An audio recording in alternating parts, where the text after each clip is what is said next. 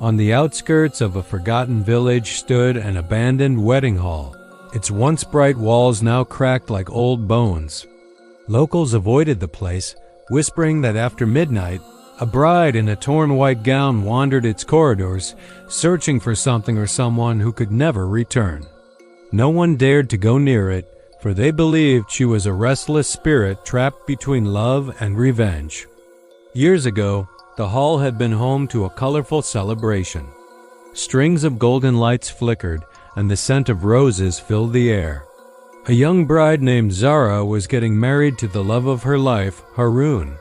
Everyone said their bond was unbreakable, but no one knew how dark jealousy could be, or how one moment of betrayal could change a life forever. Just before the ceremony began, Zara discovered a secret. Haroun had been meeting another woman for months. The wedding was only a forced step, pushed by families who wanted peace between them. The woman Haroun truly loved had threatened to reveal everything, and Haroun, terrified of shame, made a vicious decision. Instead of confessing, he planned to silence Zara forever. When Zara entered the bridal room to fix her veil, Haroun followed her quietly. He locked the door behind him. The scream that echoed through the hall was smothered quickly, drowned under music and laughter from outside. By the time her family noticed her disappearance, the lights in the hall flickered one last time and shut off. Zara was gone, her body never found. The hall closed that night, abandoned with no explanation, but the villagers knew. They said Zara's soul refused to leave, trapped in her wedding dress, wandering through the shadows, calling Haroun's name in a voice that was no longer human. Years later, a group of friends, Adil, Sana, Arif, and Kiran heard the story and decided to visit the hall for a thrill. They arrived just before midnight, ignoring the warnings of the villagers. The wooden door creaked open with a groan, as though the building itself were breathing.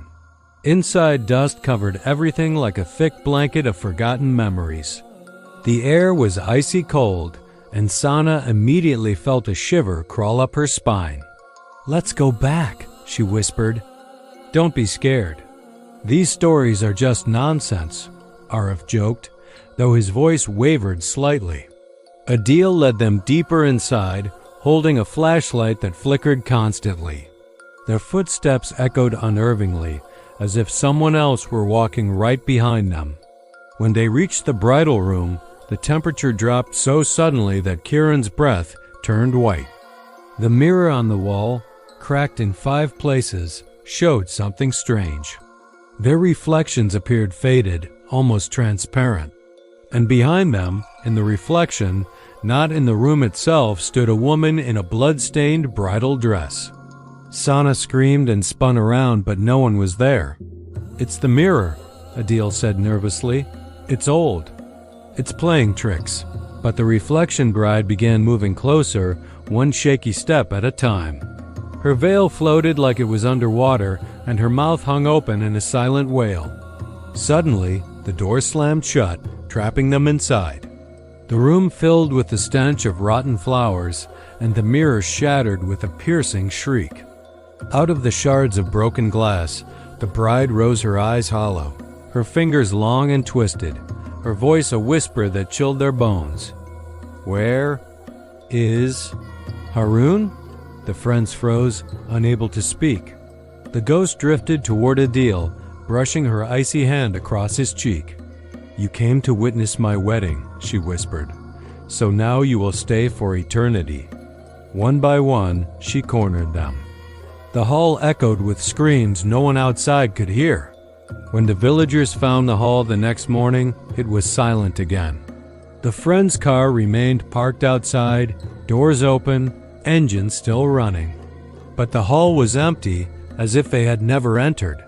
Some say their souls are trapped inside, forever repeating the horrors of that night. Others claim the bride found new companions for her endless search for Haroun. And every midnight, if you walk near the abandoned hall, you may hear the rustling of a bridal gown and a voice asking softly, "Will you stay with me on my wedding night?"